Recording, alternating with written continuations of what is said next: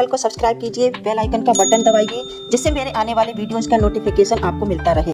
स्वागत करते हैं आपका इस मोटिवेशनल कहानियों के संग्रह में। नमस्कार, मैं हूं अनीता के टैलेंट चैनल पर आप लोगों का बहुत बहुत स्वागत है। आजकल की ज़िंदगी इतनी तेज़ी से चलती है कि हमारा मन कई बार थक जाता है और हम डिमोटिवेट हो जाते हैं।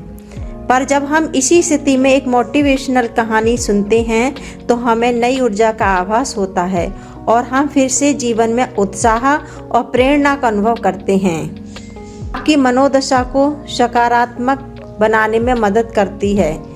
इन कहानियों को सुनकर के आप खुद को मजबूत महसूस करेंगे और अपने लक्ष्यों की ओर बढ़ने के लिए प्रेरित होंगे। तो चलिए आज हम सुनने जा रहे हैं एक और फिर नई मोटिवेशनल कहानी। तो आज की कहानी का शीर्षक है संकट में साथ देना। यह कहानी एक गांव की है जहां लोग एक दूसरे के सहारे जीने का तरीका सीखते हैं। एक गांव था जहां लोगों के बीच में अनूठा एक बंधन था। यहाँ के लोग एक दूसरे के साथ मेहनत करते, सहायता करते और एक दूसरे के साथ खुशियों और दुखों को बांटते थे। इस गांव की कहानी बहुत ही अनोखी थी।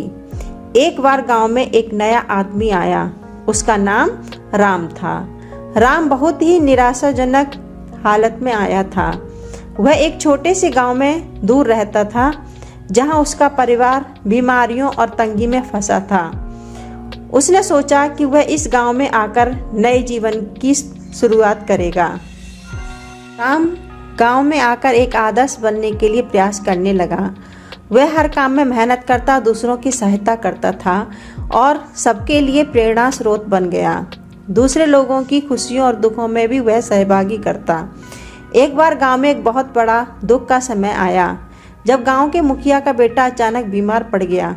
उसकी स्थिति बहुत गंभीर थी और उसके परिवार को इलाज के लिए पैसों की आवश्यकता थी, लेकिन गरीबी के कारण परिवार के पास इतनी धनराशि नहीं थी। जब राम ने यह सुना, उसने तत्परता से अपनी सभी बचत की राशि का उपयोग करके परिवार की मदद की। वह नहीं चाहता था कि इस दुखी परिवार को किसी भी तरह से जूझना पड़े। उसने बचत की राशि के साथ साथ दूसरे गांव वालों को से भी अपील की और उन्होंने भी उस परिवार की सहायता की। इस आपातकाल में गांव वालों ने एक बड़ी टीम बना ली। सभी ने मेहनत करके और अपने संगठन के साथ मिलकर इलाज के लिए पैसे इकट्ठा किए। थोड़े समय के बाद बेटे का इलाज हुआ और वह पूरी तरह स्वस्थ हो गया। इस घटना के बाद गांव वालों के मदद करने के इरादे एक दूसरे के लिए और भी मजबूत हो गए। यह उनकी सद्भावना, नेकी और सामर्थ्य का परिणाम था। उन सभी लोगों ने समझ लिया था कि एक दूसरे की मदद करके ही उनका असली लक्ष्य पूरा हो सकता है। अब वह गांव एक परिवार की तरह रहता था जहां हर कोई एक दूसरे का सहारा था। यहाँ के लोग अपनी खुशियों और दुखों को साझा करते, एक दूसरे की मदद करते और अपने संघर्षों को साथ में झेलते थे। वे सब मिलकर इस दुनिया में एक सुंदर और समृद्ध जीवन जीने का तरीका सीख रहे थे। तो कैसा लगा आपको मेरा वीडियो? अगर मेरे वीडियो पसंद आया हो तो मेरे वीडियो को लाइक कीजिए, शेयर कीजिए और मेरे चैनल को सब्सक्राइब कीजिए। और हाँ, कमेंट बॉक्स में एक प्यारा सा कमेंट जरूर लिख दीजिए जिससे कि मुझे पता चलता रहे कि आपको मेरी कहानी कितनी पसंद आई।